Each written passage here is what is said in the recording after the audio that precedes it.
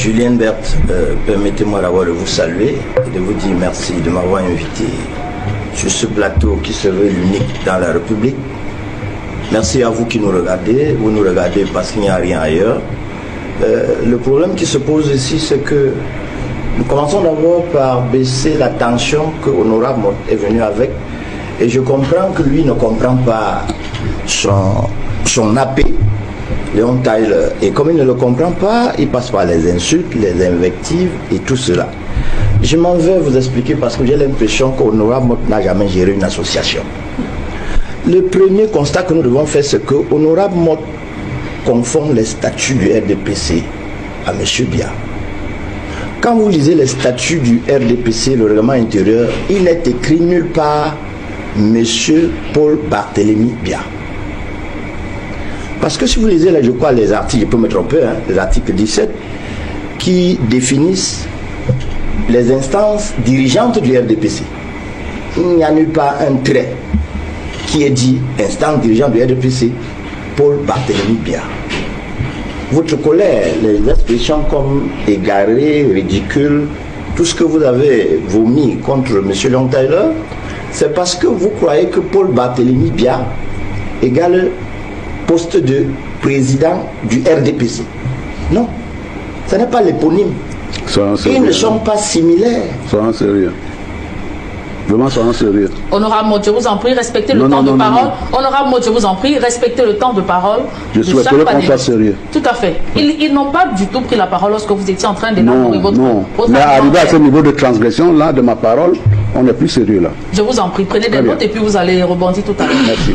Allez-y, Maître Augustin. Julien Berthe. Je dis qu'il faut qu'on soit clair. Paul Barthélémy Bia ne veut pas dire président du RDPC. Jamais, comme disent les Allemands, NIR. Président de RDPC, c'est une institution. Et comme il ne connaît pas, il assimile à Paul Barthélémy Bia. La question qui est posée ici, ce n'est pas la question du président du RDPC.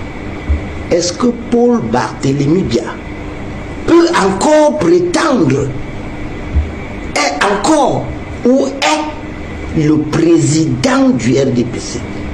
Ce n'est pas la même compréhension que vous avez. Ah bon. Et comme vous n'avez pas compris... Vous me prêtez la compréhension?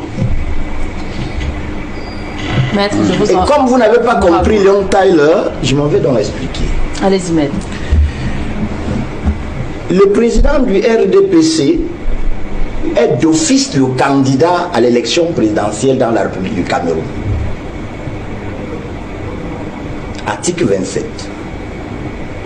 L'enfant va poser la question: qui est le président du RDPC? L'article 18 va répondre: est président du RDPC celui qui est élu chaque 5 ans. Du Congrès. Ça peut être M. Samuel Mott, ça peut être M. Atanganji, ça peut être M. Ngongo, ça peut être Moutazé, ça peut être. C'est ça. Qui est président du RDPC? Candidat. Qui est candidat du RDPC à la présidentielle? C'est le président. C'est ce que dit l'article 27. Comment on le reconnaît? Pour qu'il soit le président, il faut qu'il soit élu en interne chaque 5 ans. C'est le syllogisme. Alors, faisons du mutatis mutandis, copions et collons. Le poste du président du RDPC est connu, le carreau est vide. Est-ce que Paul Bia est militant du RDPC? Oui. Est-ce qu'il est président du RDPC à l'instant? Appliquons-lui le contenu de l'article 18. Pour lui appliquer le contenu de l'article 18, il faut voir si quel est le congrès qu'il a élu pour qu'on inscrive son nom dans le carreau du président, c'est-à-dire en vertu des dispositions de l'article 27.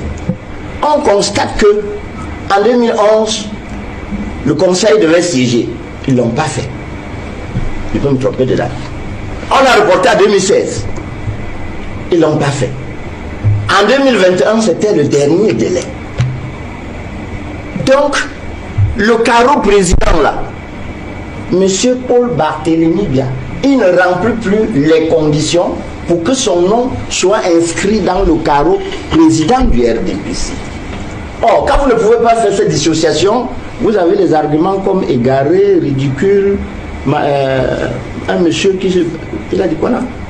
Qui est venu chercher le poste pour aller se balader. Non, la question est simple, honorable. Et j'en viens pour répondre de façon classique. Est-ce que l'ECAM ou le Conseil constitutionnel vont sanctionner? En 2018, ce problème a été posé au Conseil constitutionnel. Ils ont trouvé pour formule irrecevable. C'est-à-dire c'est passé en sourdine. Mais aujourd'hui, de l'intérieur, et c'est où je vais féliciter certains, je félicite tous les membres du RDPC qui ne sont plus d'accord pour la candidature du président de la République. Parce que, 1, il est fatigué.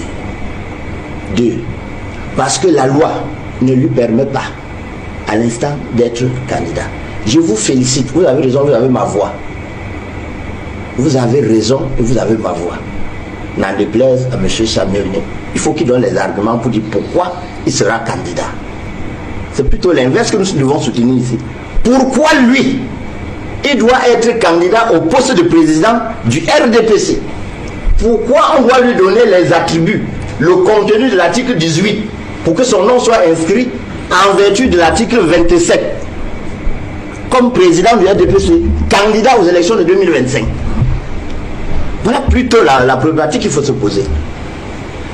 Le troisième thème que nous avons posé ici, en fait, il démontre qu'il est fatigué. Ça s'appelle l'immobilisme caractérisé dans la fonction. Et pour cet immobilisme-là, en fait, j'ai regardé les 2 précédents défilés du 20 mai au Cameroun, 2024, 2023. J'ai regardé les premières heures, c'est-à-dire 1 heure en 2023, 1 heure en 2024 et 1 heure en 2025. Comme on dit au quartier, en 2025, c'était le jour et la nuit par rapport à 2023 et 2024. Tout le monde à la tribune était joyeux en 2023. En 2024, un peu joyeux. Mais en 2025, ils étaient devenus des croyants fervents. Il y avait ceux qui croyaient au Dieu de la terre, tête baissée, et ceux qui croyaient au Dieu du ciel, tête au ciel. Et ceux qui ne savaient pas où se retrouver, ils dormaient. Ils étaient en pleine méditation. La tribune, pendant la première heure là, était fatiguée. Tellement fatiguée que le caméraman lui-même ne parvenait pas à nous présenter ce qu'on voyait. Ça, c'est les faits. Le président est fatigué. Vous le surchargez. Et ça entraîne l'immobilisme. Maintenant, est-ce qu'il peut encore être candidat? Monsieur Léon a saisi le tribunal. La procédure est en cours et nous allons attendre ce que les juges vont dire. Merci.